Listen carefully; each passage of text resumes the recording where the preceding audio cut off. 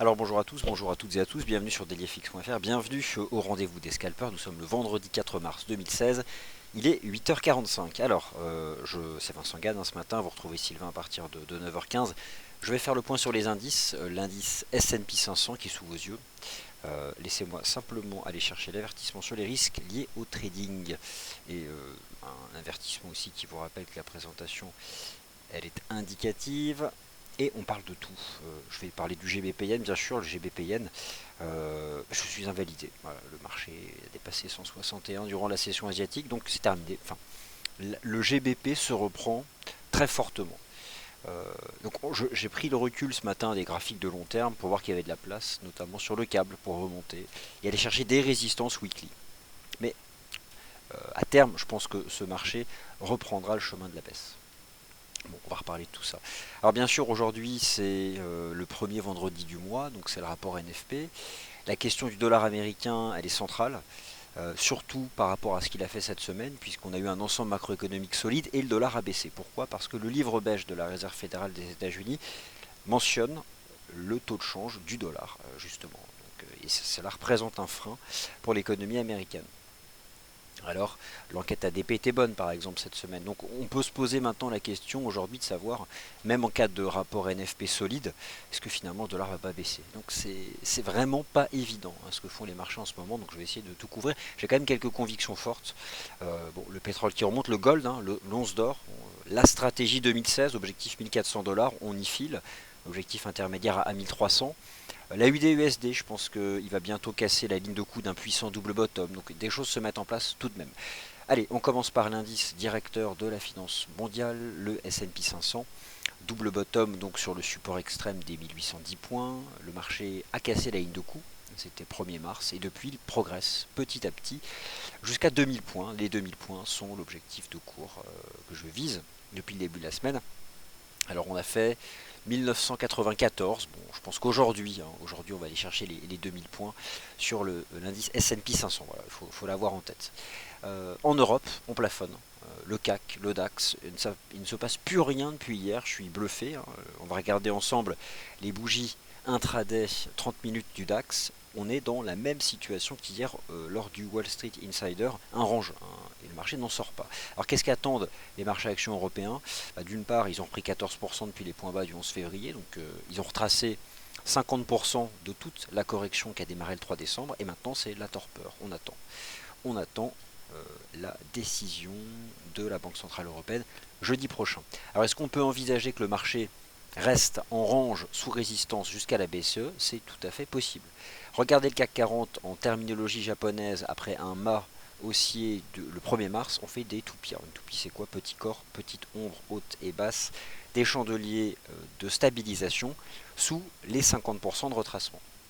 Cette approche technique, elle est valable pour le CAC, le DAX, le FTSE, l'Eurostock 50, à peu près tous les marchés. Donc voilà, on fait des micro-chandeliers journaliers. Et si vous regardez le DAX en 30 minutes, on peut retirer le triangle, c'est un range trading. Alors, le DAX sur la semaine haussier. Belle semaine haussière pour le DAX. Techniquement parlant, le marché a donné un signal d'achat en brisant les 9587 points, 9600. Depuis, il avance et il forme un range. Alors un range dans le sens d'une tendance haussière. On peut envisager que cela nous amène derrière à monter davantage. Regardez en données journalières le DAX, le grand corps presque un Marabozu le 1er mars 2016, qui a permis la cassure des 9600 points. Et voilà depuis ce que nous propose le DAX en D1, des toupies. Mais des toupies dans à peine 15% de retracement du grand corps du 1er mars. Donc ça, techniquement parlant, c'est juste parfaitement haussier. C'est-à-dire que bon, s'il n'y avait pas la BCE et ses incertitudes fondamentales uniquement sur le plan technique, c'est juste haussier. Et donc, je pense que le DAX peut aller chercher 9900 avant la BCE. Alors, en 30 minutes, voilà la décomposition des bougies journalières qui ont donc la forme d'une toupie, formation d'un range, c'est pas un triangle finalement, c'est juste un range, entre 9686 et 9840.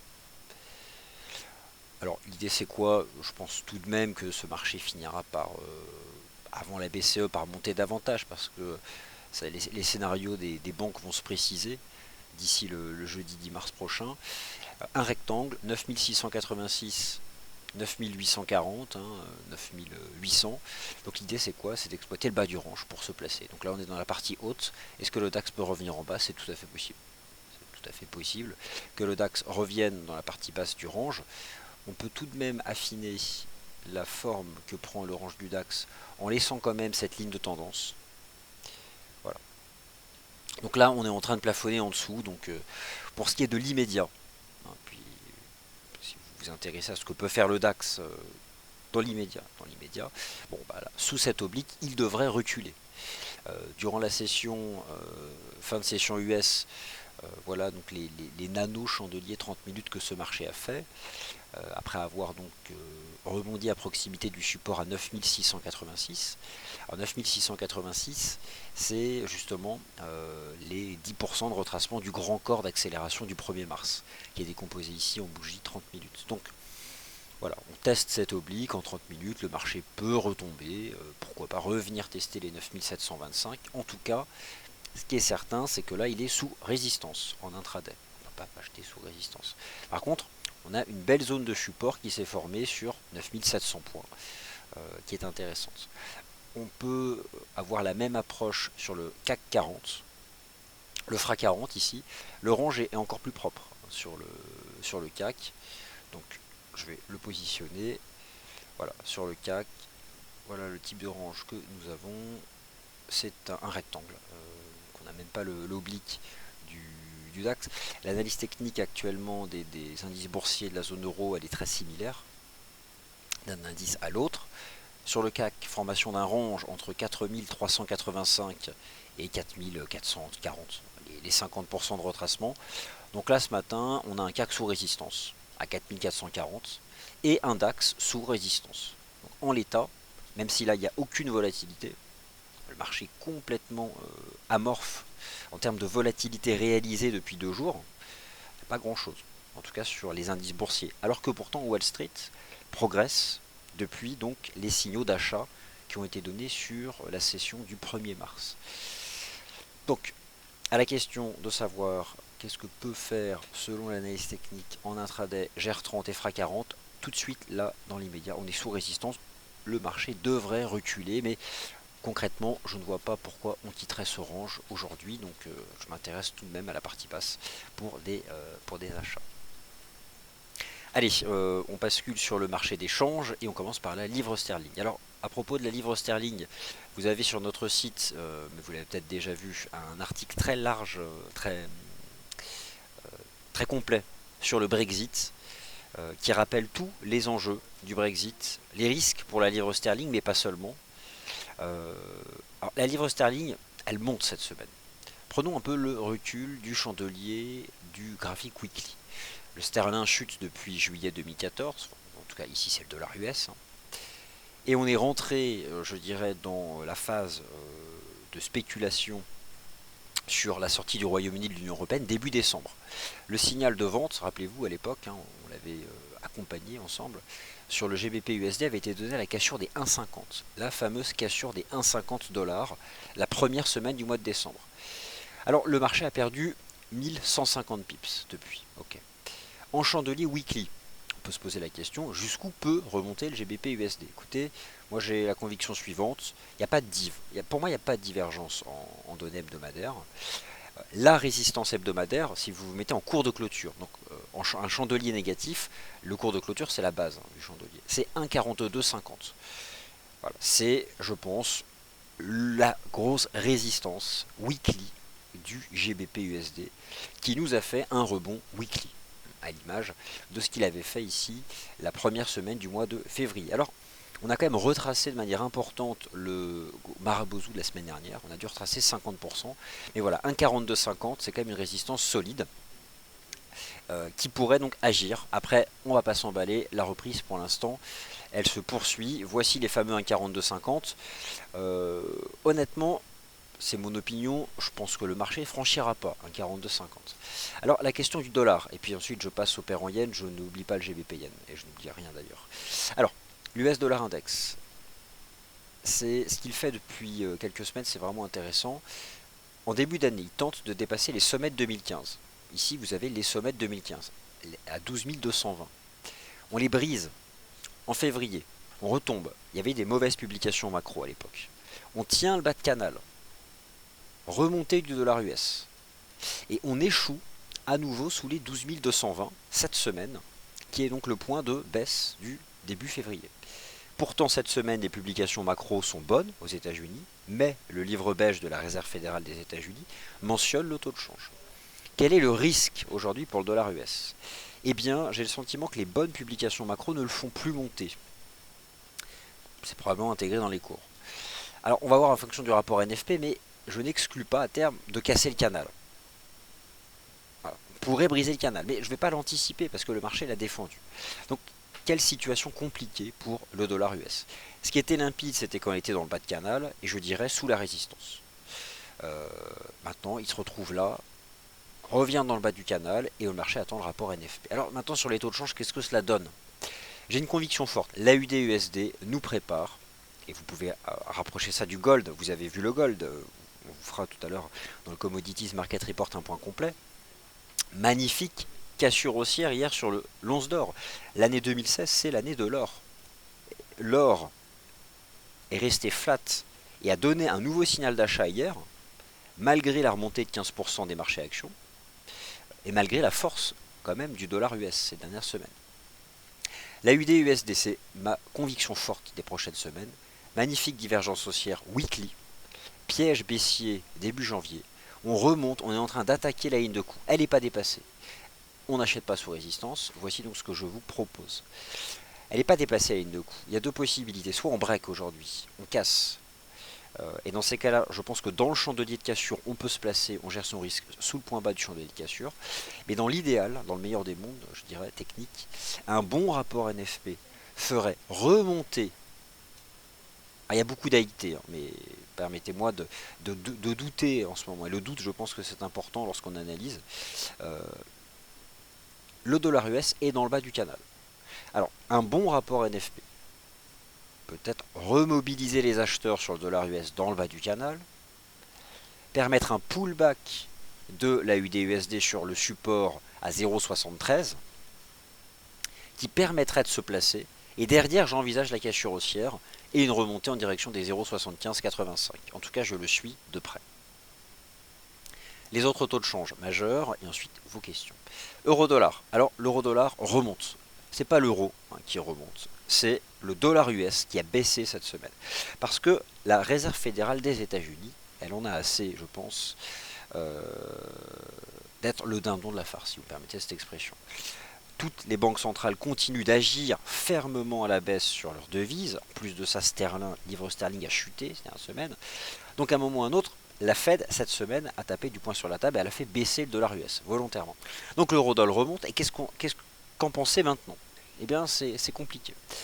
Alors, sur le plan technique, je visais un 0,8. Eh bien, le marché n'a pas fait un 0,8, il a fait un 0,825. Ok, bon, c'est un fait. Maintenant, on remonte.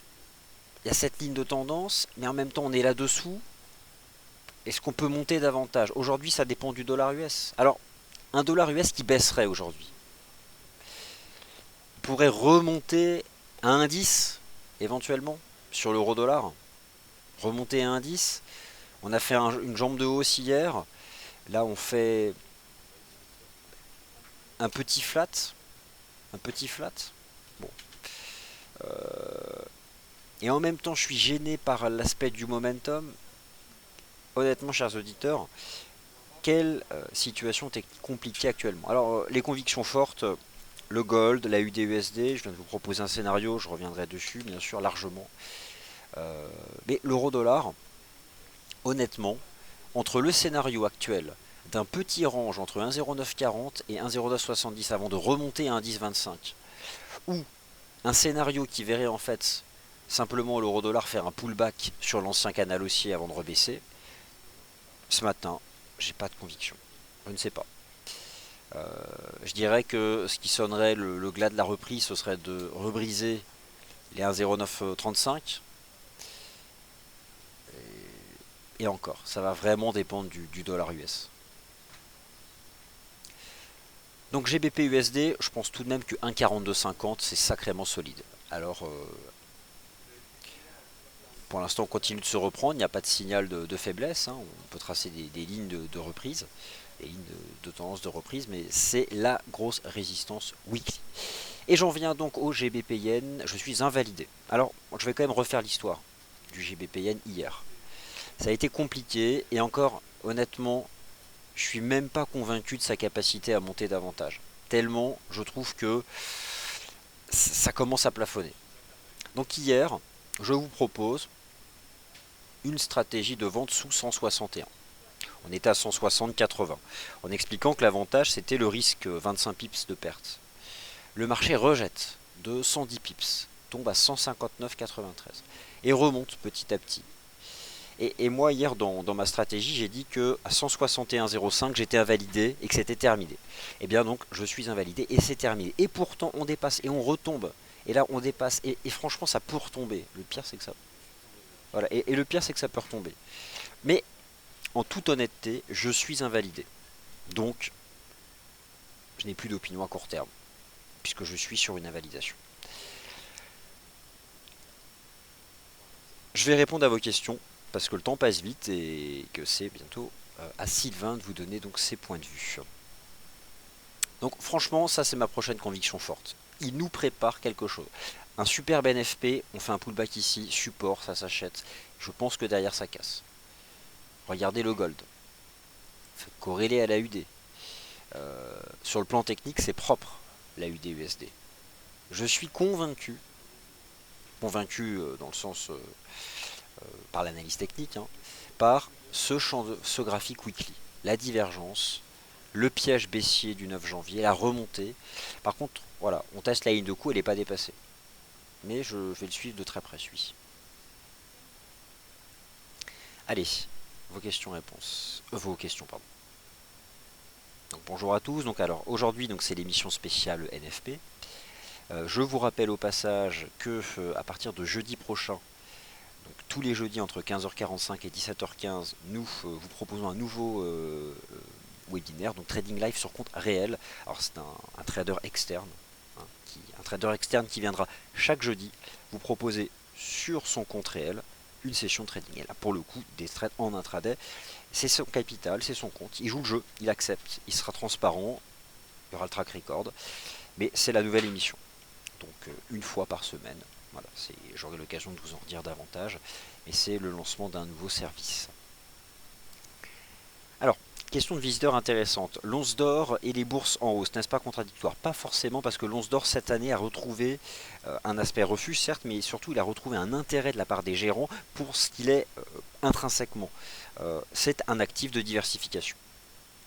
Bonjour Sébastien, d'Atecac.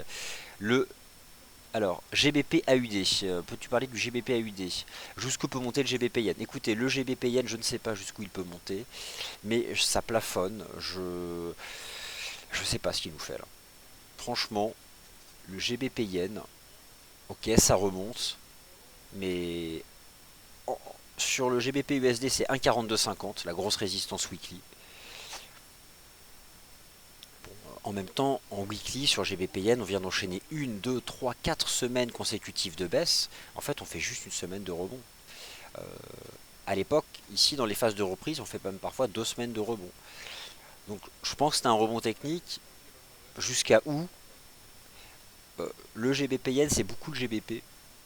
Pour tout un tas de raisons, mais surtout la perspective du référendum du 23 juin prochain. Laissez-vous guider, je pense, par le câble. Donc tant que le câble remonte, mieux vaut éviter de shorter le GBP Yen.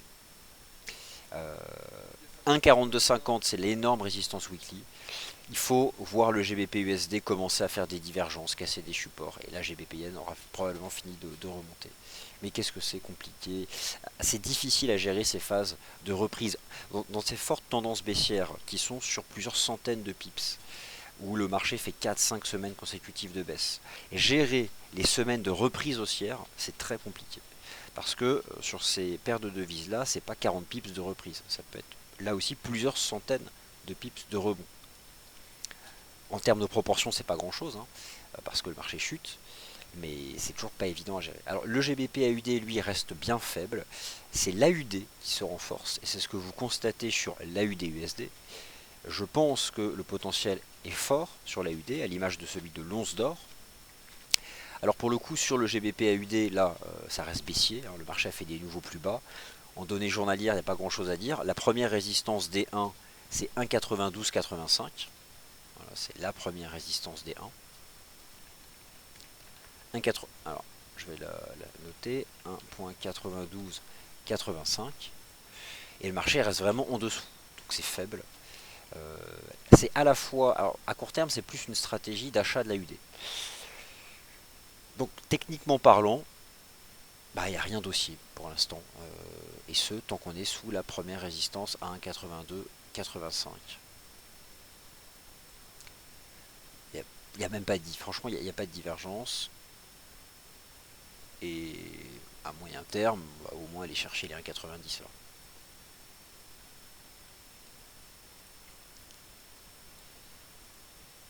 Alors, bonjour à tous, j'essaye d'aller vite parce que je vais devoir céder la parole à Sylvain et c'est vrai que j'aurai l'occasion d'exprimer davantage dans le morning meeting.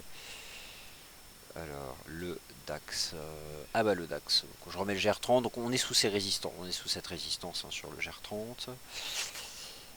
Alors, visiteur, l'euro-dollar, aujourd'hui c'est le dollar US, c'est le NFP.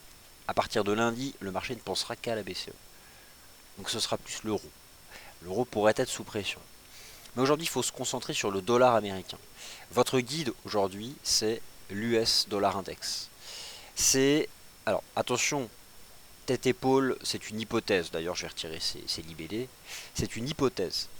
Le marché du dollar serait vraiment techniquement dans une phase de baisse qui pourrait durer si on brise les points bas du 11 février. Et pour l'instant, on est revenu dans le canal. En weekly chart, voilà, on est revenu. Regardez ce que fait le dollar US depuis le début de l'année. On choque en début d'année, après un piège au-dessus des sommets de 2015. On tient le bas de canal, on remonte et on échoue sous la fameuse résistance. Donc là, on est complètement comprimé sur le dollar US, on se cherche. Les bonnes publications macro l'ont fait remonter. La Fed le fait rebaisser. C'est aujourd'hui décisif, je pense, pour la dynamique propre du dollar US. Et là, on est revenu dans le bas du canal. Donc l'euro-dollar, écoutez, à court terme, vu que le dollar est sous pression, on a remonté, on est quand même sorti par le haut de ce canal, on a fait une impulsion, on peut éventuellement au-dessus des... Il y a un support qui s'est formé à 1,0935. Bon, peut-être remonter à 1,10 et honnêtement, j'ai pas de conviction, parce que là, d'ici le NFP, le marché va faire ça, on va rien faire. Et ça va dépendre du dollar US. Non, c'est vraiment compliqué. Alors euro-dollar, Sébastien, tu as abandonné ta vente à 1,0880. Alors bon, c'est vrai que c'est tombé à 1,0825, c'est remonté, mais c'est mou. C'était mou. C'était très mou. Donc non, hein, la session de trading réel la semaine prochaine, c'est un trader qui en vit. Vous l'avez déjà vu dans nos colonnes. Alors, un graphique de visiteur. Tout à fait, donc Sébastien d'ATCAC sur la vente GBP AUD, c'est surtout l'AUD que tu achètes. Mais mon cher Sébastien d'ATCAC, laisse-moi attirer ton attention sur le potentiel de l'AUD USD en weekly. J'y crois beaucoup. Par contre, on ne peut pas payer la résistance. Alors, soit on casse aujourd'hui et on peut se placer dans le chandelier de cassure, on gère son risque sous le chandelier de cassure. Avec un bon NFP, on fera un pullback à 0,73, ce serait parfait. On va. Allez, chers auditeurs, je vous montre ce graphique que nous poste un participant et je cède la parole à Sylvain et j'aurai beaucoup plus de temps dans le morning meeting. Alors, il y a beaucoup de choses sur ce chart. Le marché action, les profits des entreprises. Et l'épiphanie, donc comme repère temporel, pourquoi pas. Pourquoi pas. C'est un graphique fondamental qui tend à montrer le risque de baisse des marchés actions cette année. Ok, merci d'avoir été attentif. GBP Yen Suisse invalidé, c'est terminé. Voilà. Bon, le risque était limité en même temps, mais c'est compliqué. Vous retrouvez Sylvain dans 4 minutes pour le Good Morning Euro Dollar et ses stratégies sur le DAX. Le Commodities Market Report à 10h30 où on reviendra largement sur l'once d'or. Et quant à moi, eh bien, on se retrouve à 11h pour le Morning Meeting où j'aurai beaucoup plus de temps. Merci à tous.